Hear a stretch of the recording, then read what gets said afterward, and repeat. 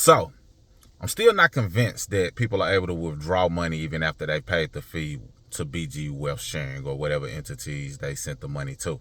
Reason being, if I don't know the person personally and I'm not paying the 12% tax, then I just don't believe it. Certain many people have come into the comments saying that they were able to withdraw, but then when you ask a follow-up question, it's nothing that proves validity. So I'm still not convinced in that area. And there's a couple other things that are taking place that make me question it even more. For example, of course, they talked about how the funds have been frozen. Over 41 million have been frozen or seized.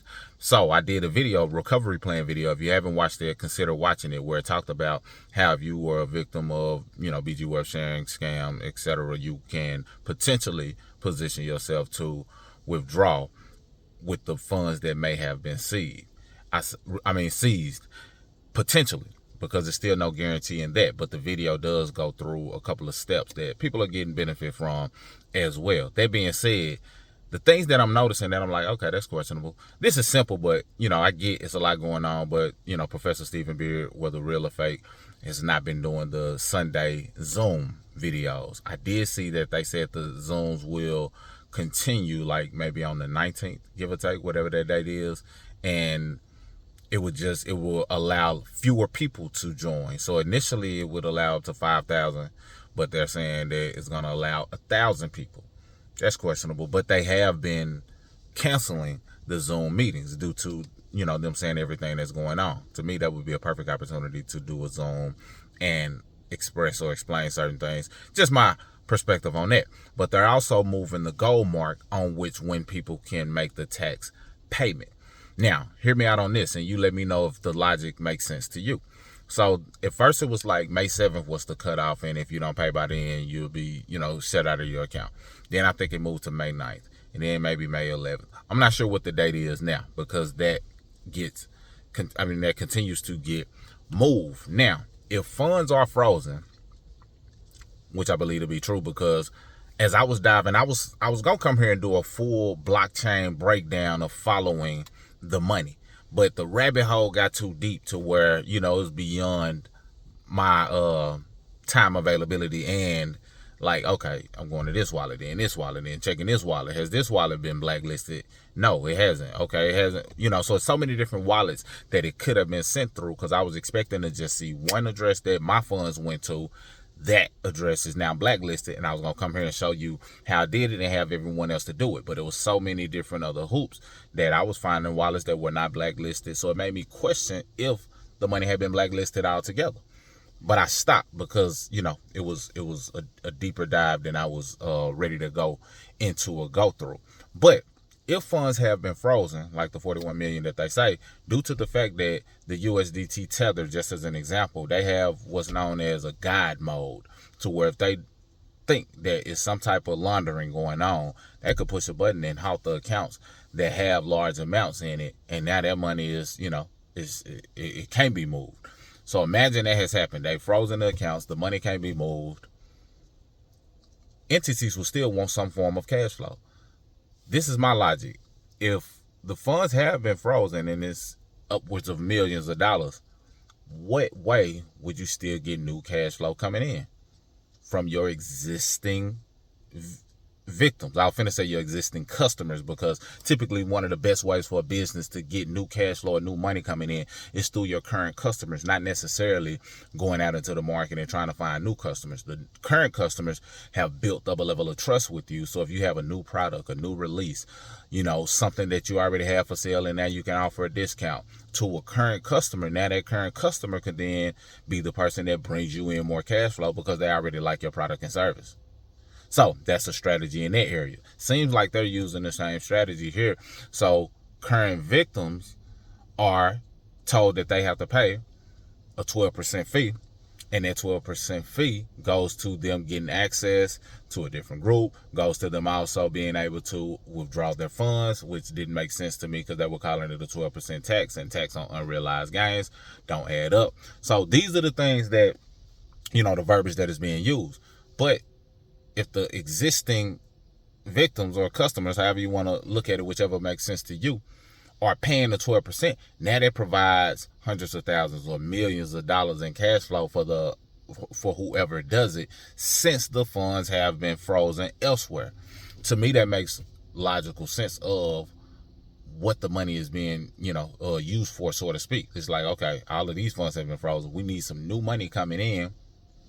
Here's the tax. Now, I could be wrong, and I hope I'm wrong, because I would want people to be able to get their money out. Even if I didn't pay the 12%, I would like to see that people made a move that allowed them to get, a decent amount of money out, that at least put them in a positive in terms of how much they put into the system. I would prefer to see that. I know people who have paid the 12% and they still have not received any funds, and it's been some time now. So that being said, right now it doesn't hold truth. I don't believe that people are getting money out. And the people who say they're getting money out, they haven't shown any receipts at all as well. And if you have gotten money out, then feel free to show you some receipts below. You can even create a video. I don't care, because a lot of people who post, they don't have any content. Even some of the people who are coming on and they, are like scam experts, if you go to their page, they're not creating any value on their page. So it's easy for you to come to a person who's creating content on a regular basis, showing up, not hiding, and make a comment. But if I go to your page, you're not posting anything of value, even if it's not in the area of finances or, whatever the case may be.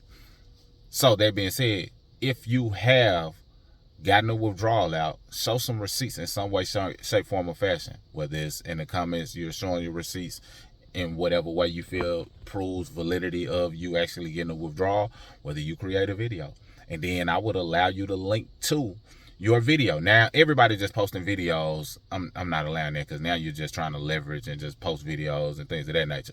But if you've truthfully been able to withdraw and you show your receipts, then I would allow those receipts to stand down below. That way other people can see, oh, people were able to withdraw. But I just don't buy into it. I don't feel that people are actually able to withdraw. And I just feel like it's a last money pool in order to get more cash flow coming in, due to the fact that funds have likely been frozen. Which brings me back to skill sets and assets. We understand the power of trading to a degree, which is why we've all, or everybody who's been a part of BG Wealth Sharing, you was like, okay, copy trade, let me, take a swing at this and do what I think is copy trading, so I can tap into the market and the money that's being made from the market. So we know that people are making money from the market. Otherwise, you wouldn't have bought into BG Wealth Sharing to any degree. We just got to get skilled up and learn the game of marketing in the way that best fits our style, in a way that allows us to learn how we can win consistently, whatever that percentage is, to where we're winning much more than we're losing. I don't care if it's a 70% win rate, 80%, whatever that win rate is, we have to get skilled up. I have measures that I'm going through, and as I find the perfect time to start sharing the journey on that, I'll do so.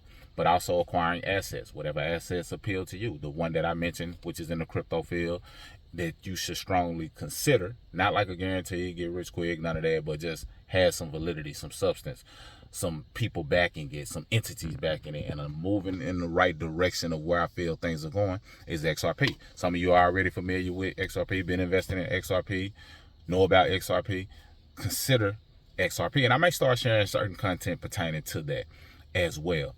And in the midst of this, people are trying to recoup their funds by joining something else that is somewhat similar to BG Wealth Sharing, because it has a trading aspect to it that they're not doing themselves, but it also has a leverage recruiting model to it that, allows them to make money as well. And people have pitched it to me over and over and over again.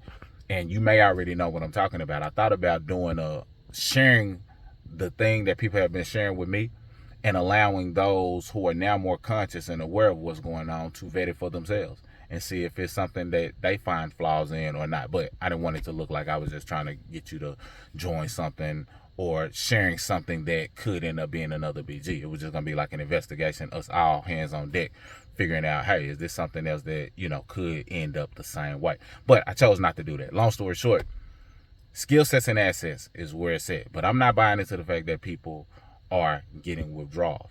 This could change.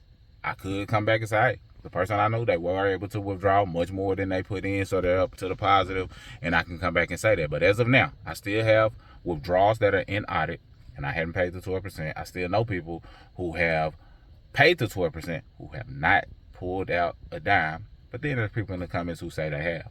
I don't believe it until I know somebody personally, because I'm not trying to be that person who finds out by paying the 12% tax. And I told you I wasn't, paying it to begin with. So that's all I got in this video. Skill sets and assets. And I'm still not convinced that people are withdrawing. And a lot of you are not either. You're asking those same questions. Hey, prove it. Show some receipts. Are you really withdrawing? And some people are considering paying the 12% because they think people are withdrawing. I wouldn't buy into that narrative, because I believe otherwise as of now. But I really want to continue to show up and just share my perspective on what's going on and the things that are seeming odd. They're pushing the date back, still getting people to make deposits. They're, not doing the meetings. They're saying that they're going to actually do a meeting on this date. It's just seeming a little, a lot fishy, and not even a little fishy anymore. First it started off, then gradually got to a place where I'm like, okay, I believe we've been had. But that doesn't mean we can't learn from this situation, grow from this situation, become better from this situation, even though this situation is playing out the way it's playing out. Mr. Smith, signing out. Salute.